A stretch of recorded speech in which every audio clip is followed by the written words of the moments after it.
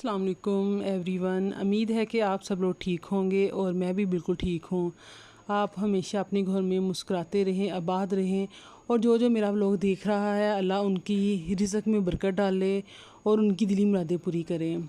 तो जी आज मैं आपको बताना चाह रही थी कि बड़ी ईद आ गई, पास रह गए हैं 2-3 दिन और सब घरों में जब अफराद ज़्यादा इकट्ठे होते हैं तो सबको काम बड़ा भारी नज़र आ रहा होता है। वो सोच रहे होते हैं कि हाय इतना हम काम मेहमान भी ज़्यादा हो गए हैं और काम भी बहुत ज़्यादा है और गर्मी भी बहुत ज़्यादा है और इस गर्मी की शिद्दत में हम क्यों ना अपने काम को आसान बनाएं। तो मैं आपको दिखा रही थी कि हम अगर ढेरों की तादाद में मेहमान आए हों, मसलन कोई 10 लोग अफराद हों, तो आप अपनी ज़िंदगी को आसान बनाएं। पहले तो जी अपने हाथ से आप जो भी चीज़ें हैं उसे रिमूव करें, फिर आप अच्छी तरह से हैंड को वॉश करें, क्योंकि जब हम खाना बनाते हैं तो हमारे हाथ बिल्कुल साफ़ होने चाहिए, ना कि उसमें गंद हो। तो अच्छी तरह से आप पहले अपने हैंड को वॉश करें और फिर आप आटा गूँधें, क्योंकि जब तक सफाई निस्फ़ ईमान होती है, जब तक हमारे हाथ साफ़ नहीं होंगे तो हमारा खाना भी गंदा होगा और हमारे पेट में जाके वो हज़ारों सी बीमारियां पैदा करेगा। तो बेहतर है कि अपने हाथों को आप साफ़ रखें और गंदे हाथों से तो बिल्कुल भी आप आटा ना गूँधें। और अपने नेल्स चेक करें, अगर जिसके नाखून लंबे हैं तो वो बिल्कुल भी आटा ना गूँधे और जिसके कटे हुए हैं वो ज़रूर आटे को गूँधें, क्योंकि लंबे नाखूनों से जर्म्स बहुत ज़्यादा होते हैं और जो हमारे पेट में जाके बीमारियों का बाइस बनते हैं। तो जिनके नेल्स लंबे हैं वो बिल्कुल भी आटे को ना गूँधें। तो यहाँ पे आप एक सिंपल रूटीन में हम आटा तो गूँधते हैं, लेकिन इसको आसान बनाने के लिए मैं आपको ये तरीका बता रही हूँ।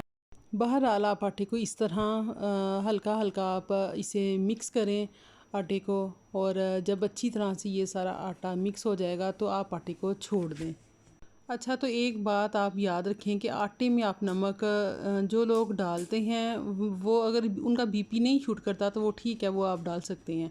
लेकिन वैसे मैं आटे में नमक डालना मैं अवॉइड करती हूँ, क्योंकि आजकल जितनी गर्मी होती है, बीपी तेज़ हो रहे होते हैं, गर्मी की शिद्दत ज़्यादा होती है। गर्मी में तो वैसे ही ऑलरेडी हमारा बीपी शूट कर रहा होता है, तो इसलिए इसमें अगर हम नमक डालेंगे तो हमारा बीपी और शूट करेगा। तो बेहतर है हम अपने नमक को अवॉइड करें। तो जी यहाँ पे मैंने आटा सिर्फ सिंपल हाथों से मैंने सारा मिक्स करके रख दिया था। तो साथ में मैंने हांडी रखी हुई थी, मैं अपना हांडी वगैरह बना रही थी। आप भी इसी तरह कीजिएगा, आटे को मिक्स करके आप रख दें और साथ में आप अपना दूसरा काम शुरू कर लें। ये होता है कि अगर हम मुकम्मल आटे को गूँधते जाएंगे तो हमारे फिर दूसरे काम रह जाएंगे। आप आटे को बस मल के साइड पे रख दें, आप अपने दूसरे काम कर लें। मैंने यहाँ पे हांडी को भी देख लिया था, मैंने चावल भी बना लिए थे। साथ में मैंने चावल ऊपर रखे हुए थे तो मैंने चमचा वगैरह हिला लिया था, जो मैंने सारा कुछ करना था। तो उसके साथ ही मैंने धनिया निकाल के मैंने फिर धनिए को भी काटना शुरू कर दिया था, क्योंकि ये होता है कि हम अगर आटे के साथ ही लगे रहें तो हमारा टाइम भी वेस्ट होता है और किचन में गर्मी भी बहुत ज़्यादा होती है। और इन सब चीज़ों से बचने के लिए आप आटे को मिक्स करके वहीं पे छोड़ दें, तो आप फिर दूसरे काम शुरू कर दें। तो यहाँ पे मैंने धनिया वगैरह बना के हांडी में डाल दिया था। तो फिर मैंने आटे को बस हल्का सा गूँधा, तो मैंने वो रख लिया था। ये आप लोगों के लिए आसानी होती है। तो जी जैसे बकरा ईद आ रही है तो सबसे पहले आप अपने जानवरों का ख्याल रखा करें। जैसे आप कुर्बानी के जानवरों को जैसे आप मंडी से ख़रीद कर लाते हैं, ख़रीद कर घर लाने के लिए गाड़ियों की ज़रूरत आपको पड़ती है, तो आप बड़े बड़े जानवर छोटी छोटी गाड़ियों में फंसा के लाते हैं। बाज़ लोग पैसे बचाने के लिए बड़े बड़े जानवरों को भी छोटी गाड़ियों में ज़बरदस्ती घुसा कर, लटा कर और रस्सियों से बांध कर लाते हैं, जिसकी वजह से जानवरों को बहुत ज़्यादा तकलीफ़ होती है और बाज़ात वो शदीद ज़ख्मी भी हुए होते हैं। इस बारे में कुछ आपको थोड़ा सा सोचना चाहिए कि हमें इन जानवरों को तकलीफ़ नहीं देनी चाहिए। जिस तरह इंसान को तकलीफ़ दे चीज़ों से अजियत पहुंचती है, वो अपने आप को इससे बचाने की कोशिश करते हैं।